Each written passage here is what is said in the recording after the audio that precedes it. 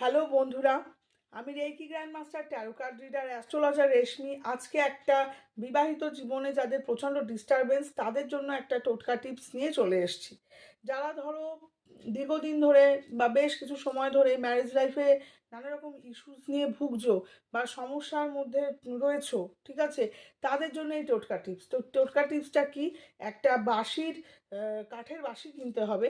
এবার একটা হোয়াইট পেপারের মধ্যে ব্ল্যাক বা রেড ইঙ্ক দিয়ে হাজব্যান্ড ওয়াইফের নাম লিখে লিখতে হবে যে আমাদের মধ্যে যা যা ইস্যুস আছে সব বেরিয়ে গেছে, আমরা খুব ভালো রিলেশনশিপে রয়েছে, আমাদের নেগেটিভিটি রিলেশনশিপের খুব ভালো বেরিয়ে গেছে, ব্লকেজ সব বেরিয়ে গেছে, যা খারাপ সব বেরিয়ে গেছে। সেইভাবে তোমরা ওটা লিখে ওটাকে রোল করে বাঁশির মধ্যে ঢোকাবে।